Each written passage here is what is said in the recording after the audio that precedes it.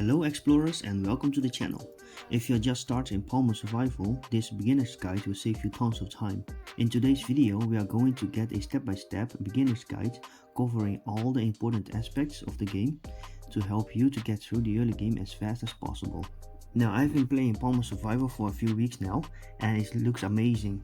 Palmon Survival is developed by the same developer as Rise of Kingdoms, Lilith, and it has a similar playstyle as the Rise of Kingdoms, but with a cool twist. You collect and battle with the creatures called Palmons. So in this guide we will cover what is a Palmon, where you can find them, and how to use Palmons effectively, Armigos and squad setups, the best upgrades in order to save time and resources, and many more. Now without any further ado, let's dive right in. What is a Palmon? Palmon are your ultimate survival partners. In this game, you explore a world full of mysterious and powerful monsters. You can capture them, unlock their hidden abilities, and harness their power to start farming a rich land. Or you can train them and make them fight against other players, and many more. Now, you can find Palmon through various methods, such as defeating them, or find them in the hatchery building, where you can hatch new Palmons using Palmon eggs, or breeding two Palmons together to get Palmons by your likings. These adorable creatures also assist you in managing your islands, for example by harvesting crops, chopping woods, collecting food from trees, and many more. Each Palmon serves a unique role. Some of them are born fighters, perfect for duels and leading Amigo squads, while others specializes in developing your camp. Palmons are ranked from legendary to epic to rare. You can use rare Palmons to help you to develop your island, while your epic Palmons are great for tracking down and capturing legendary ones. Once you have got a legendary Palmon, you can use it to capture even stronger ones, or train them and use them in battles against each other. Now there are 4 core Palmon types: water, fire, earth and lightning. Each of them has its own natural counter. For example, water beats fire, fire beats earth, earth beats lightning, and lightning beats water. And as for the early game, I think the type advantage doesn't really matter that much. These matchups don't make or break your team. In the early game, you will likely mix types based on which Palmons you manage to get first, and that's completely fine. And as you progress further into the game, you can apply your own type strategy to get more advantages and bonuses, but that's a discussion for another time. For example, my team, I am currently using 1 electric type and 3 fire types and 1 water type. This happens to be my most developed one so far. I don't think it's perfect, but it works for now. Oh, and there's also something very crucial that new players often overlook. Your Palmons don't fight alone against NPCs. They command special troops called Armigos that can turn the tide of battle. You can think of them as a support squad that backs up your Palmons in every fight against NPCs, I guess. You will find your Armigos in the Amigo hut, where you can train and upgrade your troops. But there's a catch. You will need to upgrade the hut itself to unlock higher tier Armigos. Right now it goes up to level 9, so there's plenty of room to grow your army. Also, here is something interesting I discovered. Armigos can actually help you punch above your weight. There was this epic moment where my basic Palmon squad should not have stood a chance against a legendary wild Palmon, but thanks to having upgraded Armigos backing them up, I was able to beat it. The Amigo hut building is your key to this advantage, so do not sleep on this. And now this brings us to the buildings. Your building is the engine that powers everything. Each building on the island has its own function. Like many other games, there's always some buildings that are more important than other buildings. And here's how to prioritize it. First up, your camp. This is the absolute cornerstone of your progress. Every level makes your Palmon stronger across the board, which means faster clears, easier catches, and smoother sailing through the early game. So if you're choosing between upgrades, the camp should always be at the top of your list. Now, next one is the field lab, your research powerhouse. The field lab is your camp's research hub that allows you to research on developments and combat stacks. This is where you'll get those sweet permanent bonuses where you can profit from it for the rest of the game. And that's why you want to focus on researching development and grow decks first. These 2 tech groups are the golden tickets for fast leveling during the early game, because they give you construction speed boost, resource bonuses, and research time reduction. They will save you hundreds of hours in the long run.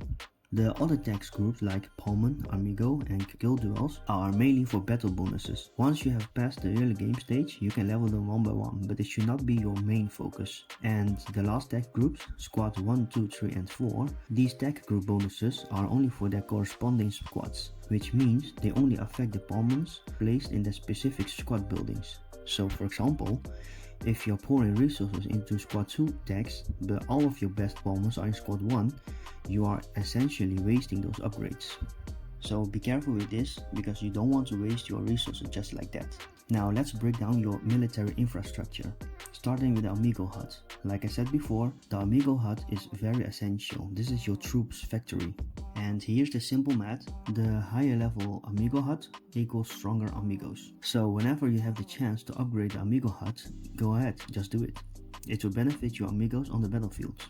The stronger they are, the easier for you to capture and grind those legendary Palmons. And for the next building in line is the squad building. It is the building that stations your Palmons for battles.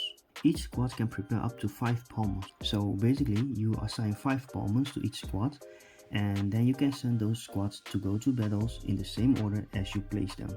There are 2 squads buildings available in the early game stage, and you can unlock more as you progress further into the game. The formation option is where it gets interesting.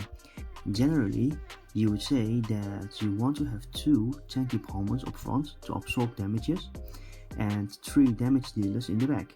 But hey, it is a strategy game, right? So you can build your team however you want. And if you have found your ultimate formation, feel free to share with me. I would love to learn from you too. Oh, and there's one more thing.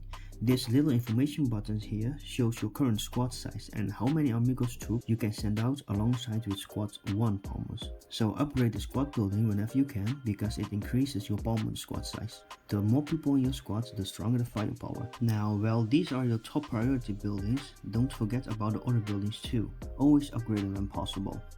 Now let's continue with the adventure building. In the adventure building you can find Palocium, Airship Trading, Dojo Challenge and Trial of Growth. First up, the Palocium. Palocium is a PvP platform where you can challenge other players to get higher up. You don't need to focus on this too much in the early game. Try to reach Master or Legendary or something until you can unlock the last piece in the Prestige shop, the Opus Pearl. That should be your focus, to open all the items in these shops. And when you have stronger Palmons, you can go back and challenge to get higher rank. The higher the rank, the better the rewards. Now next one, Airship Trading. In the airship trading, you can dispatch 4 airships for resources run, but here's a tricky part. Other players can pirate your cargo. You cannot do much about it in the early game, so don't worry about it too much. Just airship out and hope you'll not get attacked and move on. You can put up a stronger defense, but it's very difficult for the early game to guard against stronger opponents. So what I usually do is to send out airships with a lower rank. So not the yellow ones, the legendary ones, because these are the main targets for pirates, but more like the blue, green or grey ones, or sometimes even purple. You can also become a pirate yourself if you think you are strong enough to steal cargo from other airships. Now the Dojo Challenge. The dojo is also made for PvP. It is too early for the early game to focus on. You can try and possess a dojo and get a reward and be done with it for now. Or you can try to attack other dojos for fun and try it out yourself. And lastly, Trial of Growth. Trial of Growth is divided into 4 sections: Water Tower, Fire Tower, Earth Tower and Electric Tower. The Water and Earth Tower will be available on Monday, Wednesday, Friday and Sunday. Fire and Electric Towers will be available on Tuesday, Thursday, Saturday and Sunday. Sunday, all towers are open. Each tower has their own type of elements that you can deploy. For example, you can only use water Palmons for the water tower, and only fire Palmons for the fire tower, and so on. You need to clear floors in order to receive rewards. The rewards can be claimed the next day, and it can be used in the trial shop to buy items. Now that's all about adventure building. But there are also a few more places that you can visit during the early game. For example, Bulimon, Bully Boss and World Boss. These are the places that you need to attack to complete your daily mission, which I recommend to do. And there's also another island, the Idle Island. Idle Island is basically your passive gold mine. While you sleep, Idle Island works for you. This is your 24/7 resource factory with 500 levels of progression. There are so many levels and you cannot do them all at once. Try to get as far as possible and visit the island once in a while when you are stronger. And what I also like about Palmon Survival is that you don't have to be super duper strong to do PvP. For example, server versus server is basically a guild showdown between different guilds in different services. During the event, there will be daily tasks that you have to complete. When you complete the task, then you will earn points for your guilds. The guild that earns the most points each day will score the daily victory points. And once all teams have concluded, the guild with the most victory points will win the guild battle and earn rewards. In simple terms, you don't need to build up your team to participate. You simply can just do your daily missions and earn points for yourself and your guild. And the one with the most victory points at the end of the day wins the battle. So, as a beginner, you can attend these battles to become stronger just by doing your daily quest. How amazing is that?